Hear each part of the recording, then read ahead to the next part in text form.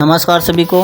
आज हम बात करने वाले हैं सप्त ऊर्जा चक्रों की, उनके बीज मंत्रों की, ऊर्जा चक्रों के वाहन की और ऊर्जा चक्र के यंत्र की। तो शुरुआत करते हैं मूलाधार चक्र से। मूलाधार चक्र का वाहन ऐरावत है, जो हाथी है। इंद्र का भी हाथी है। ऐरावत का मतलब हाथी भी होता है और ऐरावत का मतलब इंद्रधनुष भी होता है। एक प्रकार से समझा जाए तो व्यक्ति समायोजन करना सीख जाता है। इंद्रधनुष रूपी जीवन के प्रत्येक रंग में वह रंग जाता है। वह प्रत्येक स्थिति में निराश हुए बिना समायोजन स्थापित कर देता है, उस स्थिति में ढल जाता है। ये होता है समायोजन। ऐरावत दिव्य हाथी की संज्ञा दी गई है। बात शक्ति की जाए तो इस ऊर्जा चक्र की शक्ति है बुद्धि, सिद्धि, आत्मबल। इस ऊर्जा चक्र का जो यंत्र है वह चतुष्कोण है, यानी कि 4 कोणों वाला इसका यंत्र है। इस ऊर्जा चक्र के देव गणपति हैं, गणेश हैं, जिनका अगर हिंदी अर्थ किया जाए संस्कृत के मुताबिक तो ग का मतलब जीव से लिया जाता है, अण का मतलब जो आदि और अंत हैं उससे लिया जाता है, और पूरे को अर्थ किया जाए तो पति का मतलब होता है स्वामी, यानी कि अधिपति। यानी कि गणेश या गणपति का मतलब है कि जो जीव हैं उसे आदि और अंत से बाहर निकालना। इसीलिए गणेश जी को सर्वप्रथम पूजा जाता है। और अगर सामान्य अर्थ लिया जाए तो गणेश या गणपति का मतलब होता है गण, यानी समूह का नेता, समूह का स्वामी, समूह का पालन करने वाला। और अगर इसका आध्यात्मिक अर्थ निकाला जाए तो समस्त दिशाओं से 8 प्रकार के जो गण हैं, 8 प्रकार की जो दिशाएं हैं, उसका स्वामी, सभी दिशाओं से शुभता को ग्रहण करने वाला, खींचने वाला। और अगर इसका रहस्यार्थक समझा जाए तो जैसे शिव गण होते हैं वो तो शिव गण हैं, यानी कि गण हैं, लेकिन समस्त प्रकार के जितने भी गण हैं, अच्छे बुरे, सब पर आधिपत्य स्थापित करने वाला, सबका स्वामी, वो है गणपति गणेश। अगर बात इस ऊर्जा चक्र के बीज मंत्र की जाए तो मूलाधार का बीज मंत्र लम है, जिसको 600 बार जप किया जाए तो यह ऊर्जा चक्र संतुलित होता है और व्यक्ति में आत्मबल, सिद्धि, बुद्धि प्रदान करता है। व्यक्ति को समायोजन करना आ जाता है। आगे बात की जाए स्वादिष्ठान चक्र की तो स्वादिष्ठान चक्र का जो वाहन है वह मकर है। मकर यानी जो जल का जीव है, मगरमच्छ जिसको बोल सकते हैं, वो इसका वाहन है, जो कि व्यक्ति में मेहनत, समर्पण और वफादार बनने की शक्ति देता है। बात यंत्र की जाए तो इस ऊर्जा चक्र का यंत्र अर्धचंद्र है, यानी कि आधा चांद। अगर बात इस ऊर्जा चक्र के देव की जाए तो इस ऊर्जा चक्र पर ब्रह्मा का निवास है। बात बीज मंत्र की जाए तो स्वाधिष्ठान चक्र का बीज मंत्र वम है, जिसका 6000 बार जप किया जाना चाहिए, जिससे यह ऊर्जा चक्र संतुलित होता है। व्यक्ति में मेहनत, समर्पण और वफादार बनने की शक्ति प्रदान करता है, जीवन में आनंद स्थापित करता है। आगे बात की जाए मणिपुर चक्र की तो इस ऊर्जा चक्र का वाहन मेष है, जिसको भेड़ कहा जाता है, मेढा कहा जाता है, जिसके सींग थोड़े से मुड़े हुए रहते हैं, वो इसका वाहन है, जो कि व्यक्ति को जोशीला, जिद्दी, चतुर बनाता है। बात शक्ति की जाए तो इस ऊर्जा चक्र की शक्ति लक्ष्मी देवी है। यहाँ पर लक्ष्मी का मतलब धन, धान्य से नहीं है, सोना चांदी से नहीं है। लक्ष्मी का मतलब होता है शक्ति, योग्यता, ऐश्वर्य। इस ऊर्जा चक्र की शक्ति व्यक्ति के जीवन में सुख स्थापित करती है। बात इस ऊर्जा चक्र के यंत्र की जाए तो इस ऊर्जा चक्र का यंत्र त्रिकोण है। अगर बात इस ऊर्जा चक्र के बीज मंत्र की जाए तो मणिपुर चक्र का बीज मंत्र रम है, जिसका 6000 बार जप किया जाना चाहिए, जिससे व्यक्ति में जोश आता है, व्यक्ति में चतुरता आती है, चातुर्यता आती है, जिद्दी वह बनता है, किसी कार्य को करने के प्रति सजग हो जाता है। आगे बात अनाहत चक्र की जाए तो इस ऊर्जा चक्र का वाहन हरिण है, जिसको मृग कहा जाता है। मृग शांत जीव है, उसमें सुनने की क्षमता अधिक होती है, गहरी दृष्टि होती है, अतः यह ऊर्जा चक्र व्यक्ति में शांति स्थापित करता है। उसके सुनने की क्षमता और उसकी दृष्टि गहरी हो जाती है। इसका मतलब यह नहीं है कि व्यक्ति कई किलोमीटर दूर की आवाज को सुन सकता है या गहरी दृष्टि का मतलब वो कहीं दूर मौजूद वस्तु को देख सकता है, ऐसा नहीं है।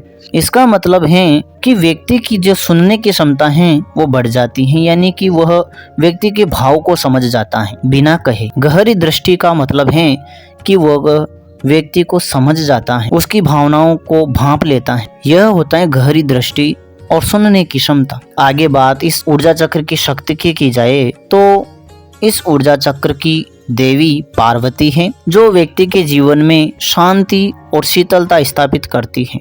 इस ऊर्जा चक्र का यंत्र षटकोण है, जो स्त्री और पुरुष रूपी त्रिकोणों से मिलकर बना होता है, षटकोण। आगे बात इस ऊर्जा चक्र के बीज मंत्र की जाए तो अनाहत चक्र का बीज मंत्र यम है, जिसका 6000 बार जप किया जाना चाहिए। ऐसा करने पर व्यक्ति के जीवन में शांति स्थापित होती है, उसकी दृष्टि गहरी होती है, उसकी सुनने की क्षमता बढ़ती है, यानी कि वह व्यक्ति के भावों को समझने की शक्ति अर्जित कर लेता है, उसके जीवन में शांति स्थापित हो जाती है। इस ऊर्जा चक्र के देव परम शिव हैं। आगे बात की जाए विशुद्धि चक्र की तो विशुद्धि चक्र का वाहन हस्ती है। हस्ती को समझा जाए तो इसको हाथी कहा जाता है। व्यक्ति का जो व्यक्तित्व है वह इस प्रकार से होता है जैसे हाथी का होता है, यानी कि अधिकतर बोला जाता है कि हाथी चले बाजार और कुत्ते भौंके हजार। व्यक्ति का स्वभाव ऐसा हो जाता है कि उसी कोई निंदा करे या उसका प्रशंसा करे, वह दोनों से ही अप्रभावित होता है। तो उसका स्वभाव, उसका व्यक्तित्व हाथी के समान हो जाता है, हस्ती के समान हो जाता है। आगे बात की जाए इस ऊर्जा चक्र की शक्ति की तो इस ऊर्जा चक्र की शक्ति प्राण है।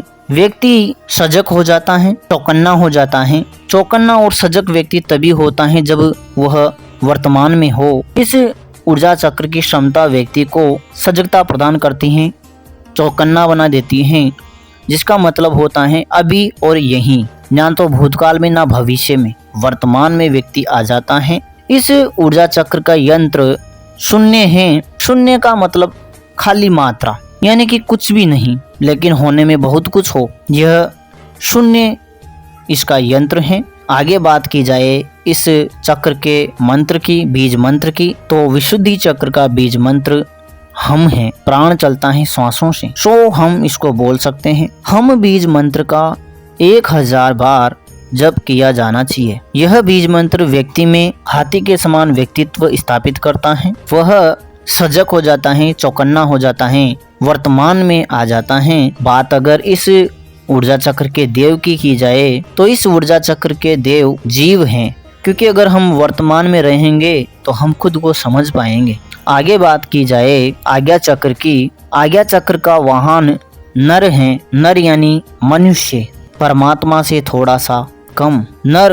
और जब व्यक्ति खुद को समझ जाता है तो वह नारायण हो जाता है। नर से नारायण होने की यात्रा यहीं से प्रारंभ होती है। तो आज्ञा चक्र का वाहन नर है, जिस पर मन का प्रतिनिधित्व होता है। मन व्यक्ति को सही मार्ग पर भी ले जा सकता है, गलत मार्ग पर भी, लेकिन चुनाव खुद का है। यह ऊर्जा चक्र ज्ञान का केंद्र है, व्यक्ति को ज्ञान प्रदान करता है। इस ऊर्जा चक्र की शक्ति भी ज्ञान ही है। ज्ञान प्राप्त होने के बाद व्यक्ति के जो भ्रम हैं वह दूर हो जाते हैं। क्या सत्य है क्या असत्य है वह समझ जाता है। इस प्रकार से वह सत्य ज्ञान को अर्जित करता है और असत्य ज्ञान को त्याग देता है। आगे बात इस ऊर्जा चक्र के यंत्र की जाए तो आज्ञा चक्र का यंत्र लिंग है, जिसका मतलब होता है चिन्ह या प्रतीक या लक्षण, यानी कि जो चित्र वगैरह हैं वह एक प्रतीक है, चिन्ह है, लक्षण है। आगे बात इस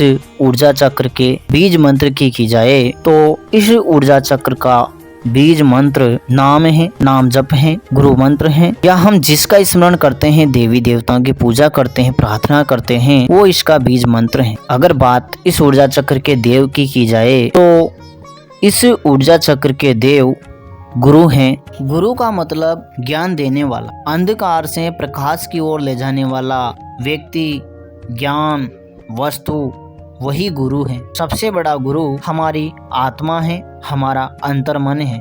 आगे बात की जाए सहस्त्रार चक्र की, ब्रह्म चक्र की, तो इस चक्र का यंत्र विसर्ग है, जिसका मतलब होता है अंत। आगे बात की जाए इस ऊर्जा चक्र की शक्ति का, तो इस ऊर्जा चक्र की शक्ति परमात्मा है, चित्त है, कल्प है। बात वाहन की जाए तो सहस्त्रार चक्र का वाहन बिंदु है, जो बहुत ही सूक्ष्म होता है। सबसे छोटी वस्तु से इसको समझा जाए वह बिंदु है। बात इस ऊर्जा चक्र के देव की जाए तो ब्रह्म इस ऊर्जा चक्र के देव हैं, जो कि हमें हमारे इष्ट से जोड़ता है, हमारे इष्ट की शक्तियों को हमसे जोड़ता है, हमारे विश्वास को मजबूत करता है। तो ये थी सप्त ऊर्जा चक्रों के बीज मंत्र, वाहन, यंत्र की बात। व्यक्ति के स्वभाव के बारे में, मिलने वाली क्षमताओं के बारे में। यह सप्त ऊर्जा चक्र व्यक्ति को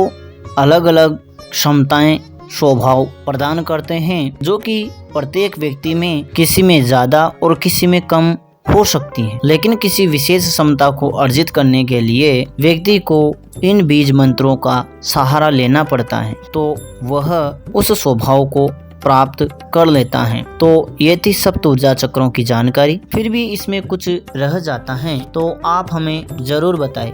नमः शिवाय, नमः श्री काली की।